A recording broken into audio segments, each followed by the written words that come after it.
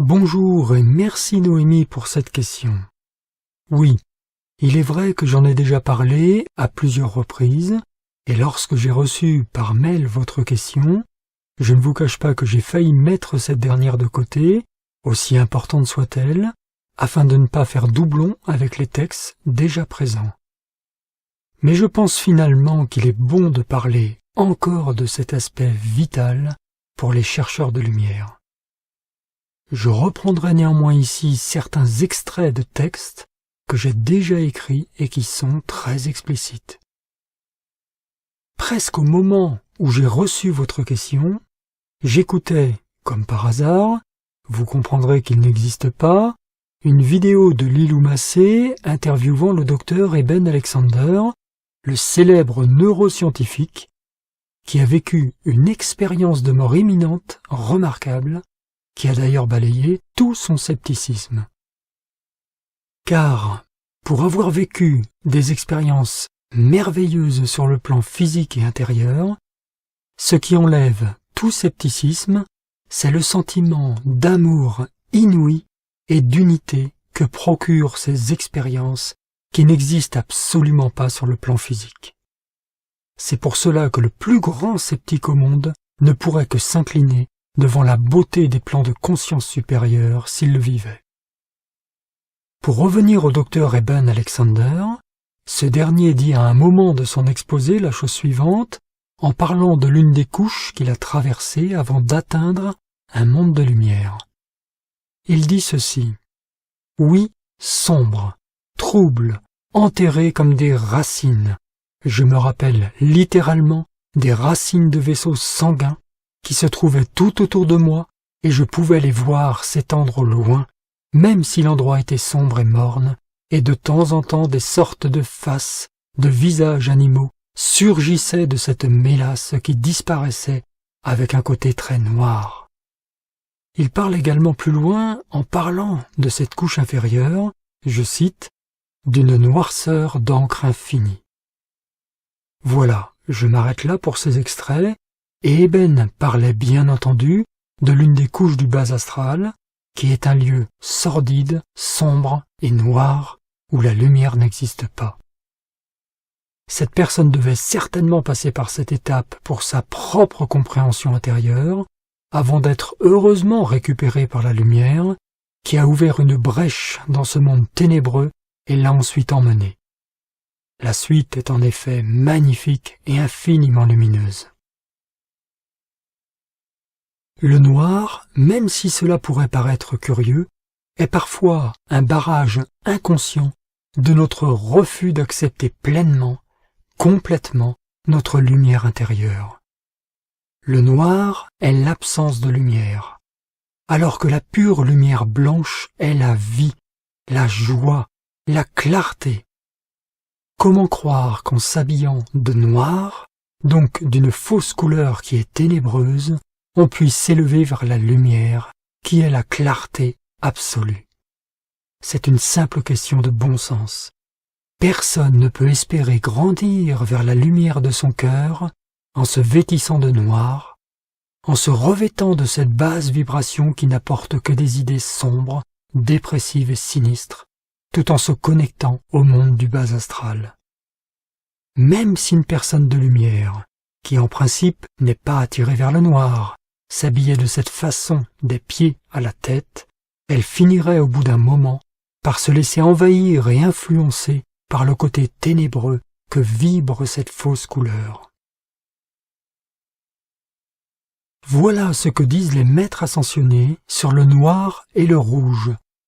Ce sont les instructions fondamentales d'origine de la toute première dispensation qui se trouve dans le livre des appels et décrets, donc celles qu'ont reçues Godfrey et Lotus, Monsieur et Madame Ballard, dans les années 1930. Je cite: « Le rouge ou le noir ne sont jamais employés par les maîtres ascensionnés. C'est un signe infaillible permettant de reconnaître le genre de force utilisée. L'emploi de l'action vibratoire des couleurs est extrêmement important pour votre bonheur, votre santé, votre prospérité et votre protection. La lumière, la glorieuse lumière blanche, est la pureté et le pouvoir de la vie. Les couleurs claires et brillantes radient plus de lumière et donc plus de perfection. Aucun être humain sur terre ne peut espérer jouir du bonheur, de la santé ou de la perfection dans le mental, le corps ou les activités s'il est vêtu habituellement de noir, de rouge ou d'une quelconque couleur terne et brouillée. Le taux vibratoire de ces couleurs est destructif pour le corps de désir et attire les mêmes vibrations destructives de l'accumulation discordante massive de toute l'humanité. La lumière est vie, la lumière est santé, la lumière est prospérité, la lumière est protection. La lumière spirituelle, mentale et physique est ce que tous désirent et à quoi ils aspirent. Les bébés et les jeunes enfants sont très sensitifs aux couleurs et souvent sont effrayés par les personnes vêtues de noir, de rouge ou de couleurs destructives. En entourant les enfants des couleurs or, rose, violet, bleu clair et blanc, on les rend harmonieux et on peut les gérer plus facilement. Les opinions et théories courantes concernant les couleurs ne changent pas la puissante loi d'énergie et de vibration. La lumière claire et brillante est plus haute en vibration et exclut l'imperfection. Ce n'est que depuis le grand cataclysme d'il y a 80 000 ans que le noir et le rouge sont connus et employés par l'humanité. Les grands êtres, lorsqu'ils sont appelés à agir dans certaines circonstances, ont toujours employé leur science des couleurs pour se protéger en recouvrant le plexus et la rate de plaques spécialement chargées.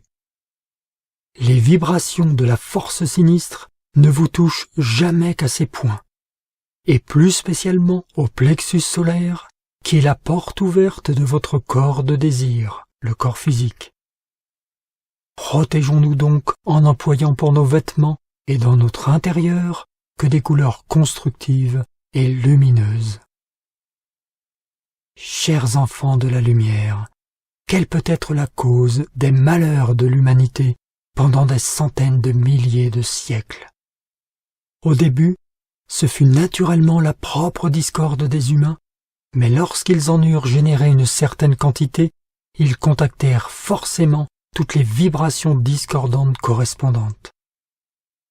Le noir représente la mort, le rouge la colère intense, et lorsque vous êtes discordant, vous acceptez ces vibrations.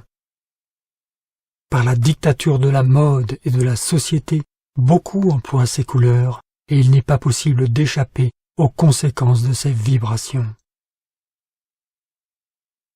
Voilà pour cet extrait, et voici ce que rapporte Géraldine Innocente, la messagère des maîtres ascensionnés de la deuxième dispensation, dans les années 1950 à 1960.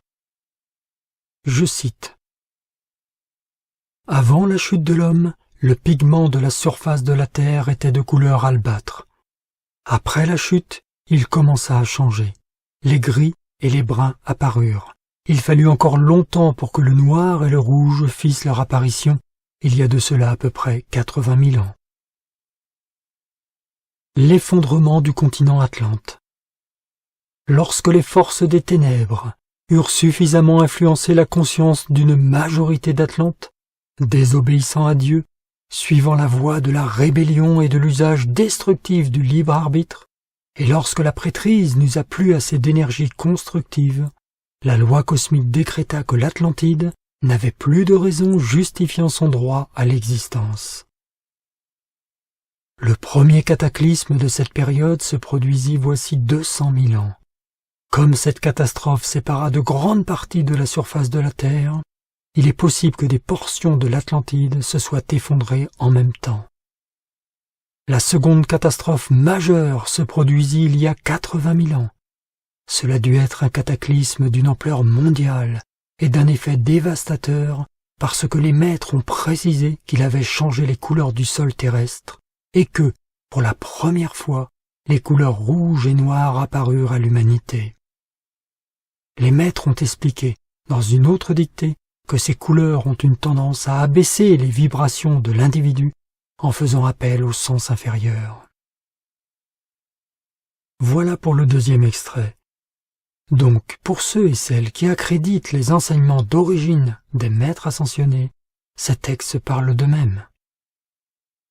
Il est néanmoins nécessaire de préciser que Géraldine Innocente parle de la couleur rubis et or dans le 6e rayon, ce qui est interprété par certains par la couleur rouge vive, et l'on voit s'habiller certaines personnes qui suivent l'enseignement de cette couleur.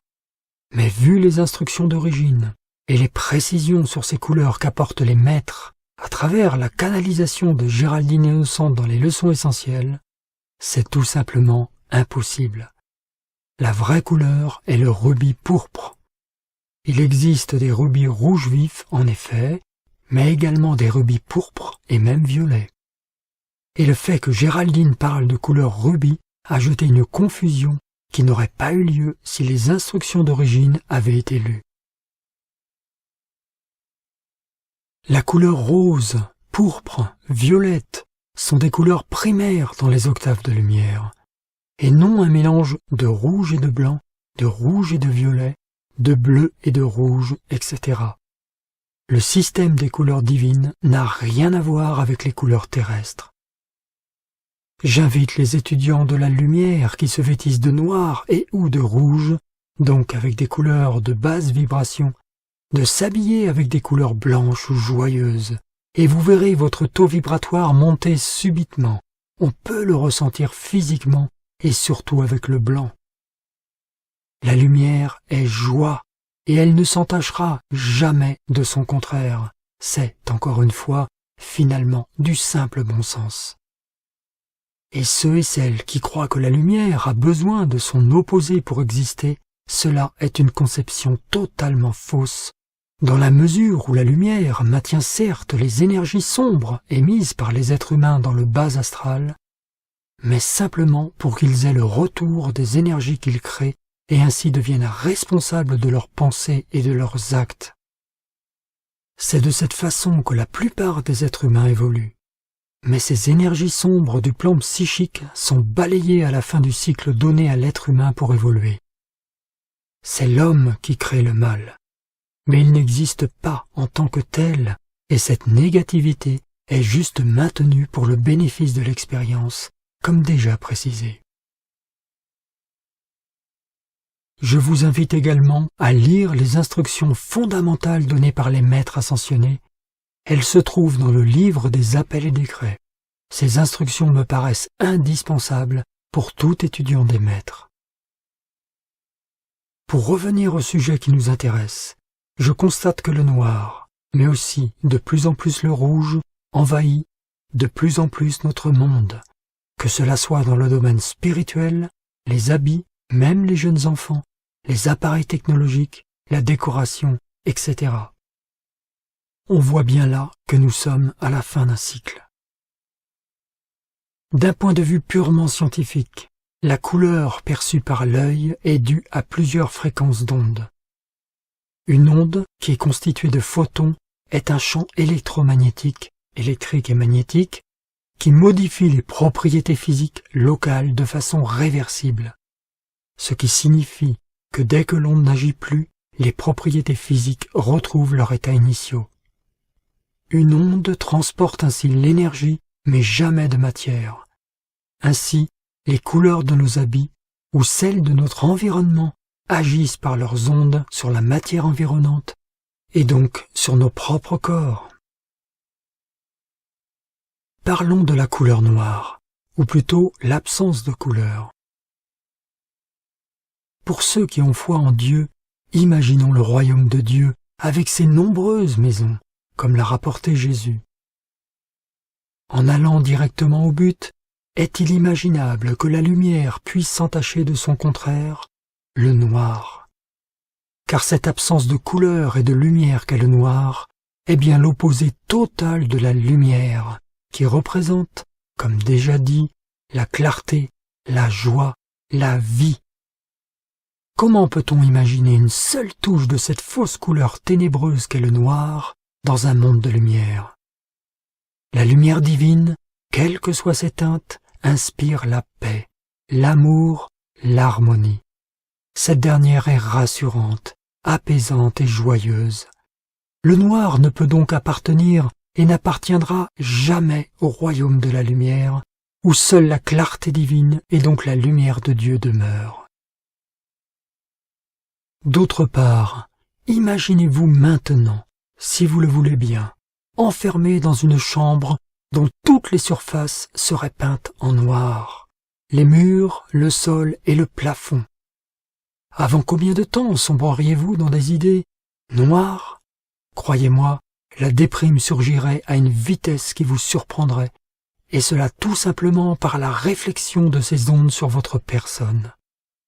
D'autre part, le noir absorbe quasiment toute la lumière qu'il reçoit, et sans lumière, au sens propre comme au sens figuré, il n'y a que les ténèbres et la mort. L'action vibratoire d'une couleur est bien réelle, que cela soit d'un point de vue scientifique ou divin. Cette dernière émet un champ électromagnétique qui se reflète sur nos corps, par nos habits par exemple, et nos corps en prennent provisoirement les caractéristiques tant que nous les portons. En se vêtant de noir, la lumière est absorbée, et les ondes du spectre invisible reflètent sur nous cette absence de vie qu'est le noir. C'est pour cela que les dépressifs, les gens extrêmement affectés par la mort d'un proche, etc., n'ayant très peu de lumière en eux à ce moment, sont attirés par cette couleur sombre et sans vie. Mais le noir est également associé au monde de l'élégance et du raffinement, et cela est une belle manipulation de certaines forces ténébreuses qui ne souhaitent en aucun cas voir l'homme libre. Le noir est mis en éloge tout comme le cuir, et pourtant, d'une façon tout à fait objective, le cuir n'est que la peau d'un animal que l'on a tué et dépecé, et franchement, je ne vois aucune noblesse dans cela, et donc dans cette matière. Alors, que penser du cuir noir? De la même manière, ce que certains glorifient dans le noir est pourtant une absence de vie et de lumière, réduisant petit à petit tristement leur propre lumière intérieure. Celui qui porte du noir s'identifie peu à peu à cette couleur qui prend du pouvoir dans sa vie et un pouvoir bien sinistre. Un autre aspect est à souligner pour cette fausse couleur, et aussi le rouge. Elles sont très employées dans le monde du cinéma, et la façon dont les scénaristes habillent les personnages sombres. Après tout, pourquoi un scénariste habille-t-il de noir et ou de rouge presque systématiquement ces personnages les moins recommandables? Peut-être justement parce que ces personnes, dans le rôle qu'elles jouent, sont remplies de haine, de colère, de soif de pouvoir, etc. On imagine difficilement une personne sombre et sinistre porter des vêtements rose pastel. En oubliant leur lumière intérieure, ces personnes ne peuvent que tourner le dos aux couleurs divines et joyeuses.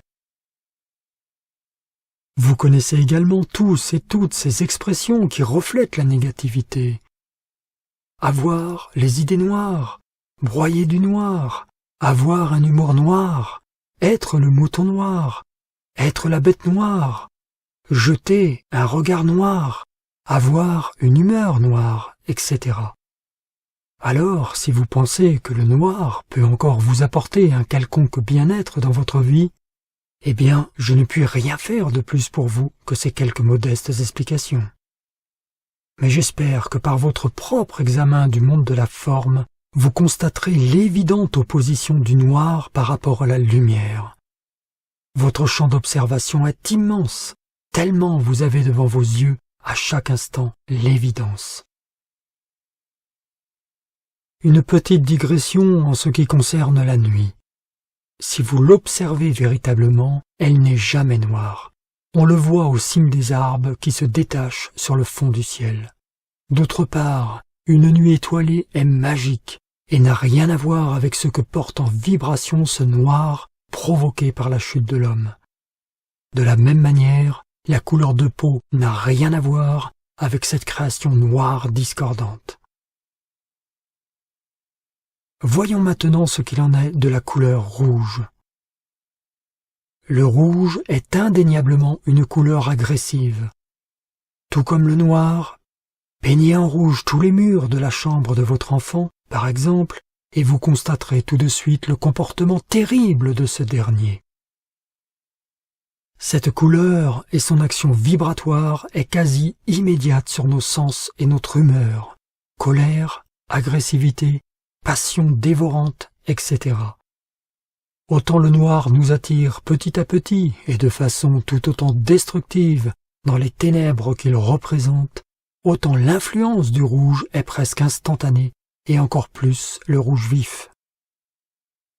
Celui ou celle qui porte du rouge des pieds à la tête ou un mélange de rouge et de noir, même une personne qui se dit spirituelle, devra bien souvent faire un véritable effort de concentration afin de contrôler les émotions passionnelles, émotionnelles et finalement négatives qu'engendre cette couleur destructive. Cette dernière, tout comme le noir, n'existe pas dans les mondes de lumière, comme le précisent les maîtres des octaves supérieures. Et en principe, une personne qui a ouvert son cœur à la lumière de Dieu abandonne normalement ces couleurs assez rapidement. D'ailleurs, d'un point de vue spirituel, même si cela pourrait paraître fantaisiste pour certains, la couleur du sang qui coule dans nos veines est le résultat de notre séparation d'avec le Père il y a de cela de très nombreuses incarnations à l'époque de la chute de l'homme. Aujourd'hui, la majorité des personnes portent en eux beaucoup de colère et d'agressivité, et seule notre détermination tranquille à retourner à la lumière transcende l'influence de notre propre matière vers ces côtés négatifs que nous avons nous-mêmes autocréés. Le corps est bien entendu le temple du Très-Haut, mais ce temple le devient par la maîtrise permanente de nos émotions et de nos sentiments sur nos créations discordantes. Cela se fait graduellement, bien entendu, et sans combat intérieur. Et lorsqu'une personne a atteint, par sa maîtrise, l'harmonie permanente et l'amour dans ses sentiments, l'illumination christique suit rapidement, et l'influence des différentes substances corporelles qui sont basses disparaît. Vous savez, quelles que soient les opinions et les arguments de chacun sur ces deux couleurs, ces dernières resteront toujours néfastes pour l'homme. Bien entendu, il ne faut pas devenir intransigeant ou avoir peur de ces dernières, ou de se sentir systématiquement sali à leur côté. Mais il est vivement conseillé de ne pas se vêtir de ces couleurs et de limiter autant que possible les objets rouges ou noirs autour de soi. D'autre part, les couleurs ternes, tristes et sans reflet devraient également être évitées, comme le disent les maîtres. Tout ce qui ne représente pas la joie, la lumière, la positivité, devrait être écarté si nous voulons évoluer harmonieusement dans notre existence. Mais néanmoins, attention également aux couleurs vraiment trop vives, qui peuvent stimuler en nous de façon trop forte ces qualités premières. Par exemple, une couleur soutenue et joyeuse peut être utilisée, mais pas exagérément intense. Chers amis, je ne puis que vous conseiller bien humblement de faire vos propres expériences en ce qui concerne ces couleurs, car après tout, seule sa propre expérience valide une vérité. Car même si la vérité se dépasse en permanence sur le plan physique, la vérité spirituelle, elle, est immuable, et à chacun d'éprouver cela pour sa propre vie. La lumière qui chante dans chaque cœur attend de chacun et chacune qu'ils la reconnaissent et la rejoignent dans une glorieuse étreinte. Si vous osez vous vêtir de blanc des pieds à la tête, alors que vous avez habituellement l'habitude de vous vêtir de noir et ou de rouge, vous vivrez une belle expérience qui vous révélera la réalité des instructions données par les maîtres ascensionnés en ce qui concerne ces couleurs. Pour cela, vous devez être ouvert, bien entendu. Je dois préciser que je ne vous parle pas de vous vêtir tout en blanc, à part peut-être l'été, dans le monde extérieur, car cela est très souvent interprété d'une mauvaise manière, ce qui démontre à quel point la pureté a déserté ce monde, mais juste chez vous, pour un temps limité si vous le souhaitez. Après cette expérience, je pense que vous referez votre garde-robe. Du moins, je le souhaite de tout cœur pour vous. En cultivant la lumière sérieusement, vous ne devriez plus pouvoir vous habiller autrement que par des couleurs claires et joyeuses. Et lorsque vous sortez à l'extérieur, vous pouvez vous vêtir de toutes les couleurs que vous souhaitez, sauf le noir et le rouge, si du moins vous êtes prêt et prête à lâcher ces couleurs. J'espère que cette vidéo vous apportera l'énergie nécessaire pour ceux et celles qui sont concernés de changer la couleur de vos vêtements ainsi que la décoration de vos maisons. Vous ne pourrez alors que vous élever vers un plan de conscience plus grand, plus noble, plus beau, et la joie ainsi que la sérénité devraient vous accompagner tout au long de votre existence, car vous serez tout simplement connecté à des vibrations plus hautes.